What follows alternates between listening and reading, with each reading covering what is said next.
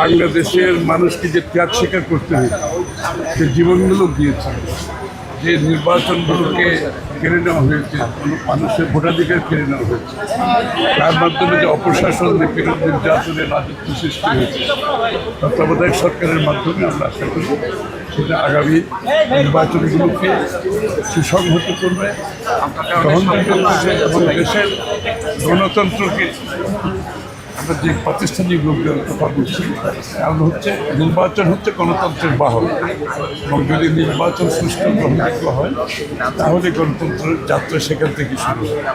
এবং আশা করছি বিশেষ করে এমন একটি সময় আমরা একটি নির্বাচনের এখন সম্মুখীন, নির্বাচনকে সামনে রেখে যদিও বা এই নির্বাচনের জন্য সেটা প্রযোজ্য নয়, তবে এটা একটা সিগন্যাল যে আগামী অন্তত দিনগুলোতে নির্বাচনগুলো সুষ্ঠু হবে, গ্রহণযোগ্য হবে, বাংলাদেশের মানুষ তাদের ভোটাধিকার প্রয়োগ করতে পারবে, তাদের প্রতিনিধি নির্বাচিত করতে পারবে, তাদের নির্বাচিত সরকার দেখবে নির্বাচিত সরকারের অনুপস্থিতিতে দেশ কি কোন জায়গায় যেতে পারে, কত বেশি ক্ষতিগ্রস্ত হতে পারে সেটা বিগত দিনেও দেখেছি।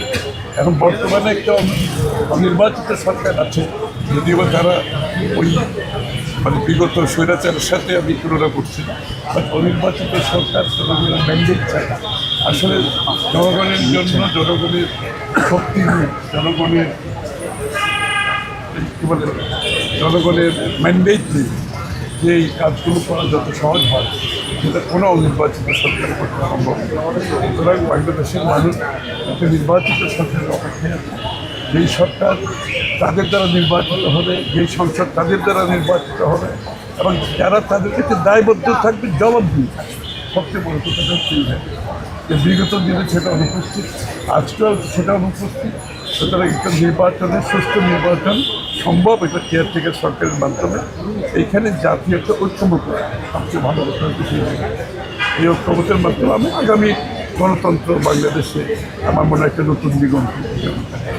কিন্তু বাংলাদেশে যতবার তত্ত্বাবধায়ক সরকার হয়েছে, নানান সময় তত্ত্বাবধায়ক সরকারের প্রধান কে হবে, নানান এগুলো নিয়ে রাজনীতিতে বা নির্বাচনকে অনিশ্চিত ফেলে দেওয়া হয়েছে। আওয়ামী লীগ যেটা বলতো সারাক্ষণই, বিএনপি সেই জায়গা থেকে তত্ত্বাবধায়ক সরকার যেটা হচ্ছে, এই তত্ত্বাবধায়ক সরকার প্রধান কে হবে, তার ক্যাটাগরি কী হবে, এটা নিয়ে নানান ধরনের ভিন্নমত রয়েছে।